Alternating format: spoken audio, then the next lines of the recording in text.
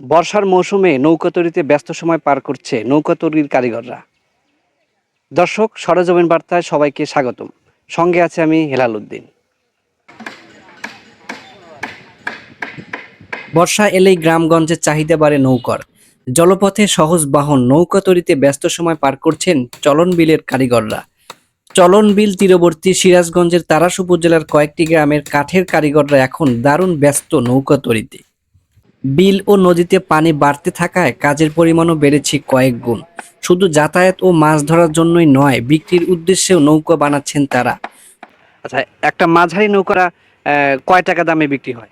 একটা মাঝারি নৌকা 12 হাত, 10 হাত বা 11 হাত, এটা 6 থেকে 7, 7 থেকে 8, 9 হাজার পর্যন্ত বিক্রি হয়। বর্ষা মৌসুমে একটি মাঝারি নৌকা বিক্রয় হয় 7 থেকে 9 হাজার টাকা। অর্থনৈতিক অবস্থাকে সচল রেখেছে গ্রামীণ হাটগুলো। আজকে নওগাঁ যে নৌকা হাটার পরিস্থিতি আমি অবলোকন করলাম, নৌকা বেচা বিক্রি হচ্ছে আলহামদুলিল্লাহ ভালোই। বর্ষা মৌসুমে নৌকা বিক্রির এটা একটা নওগাঁ বাজারের একটা ঐতিহ্য।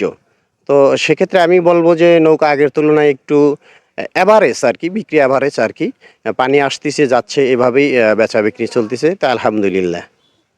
আসলে এখন নৌকার খরচা হচ্ছে বেশি, কারণ হচ্ছে শীটের দাম বেশি, কাঠের দাম বেশি, লোহার দাম বেশি, এই জন্য সব জিনিসের খরচা বেশি। তবে কারিগররা বলছেন নির্মাণ সামগ্রীর দাম বাড়ায় বেড়েছে খরচ। চলন বিল থেকে হেলাল উদ্দিন, সরেজমিন।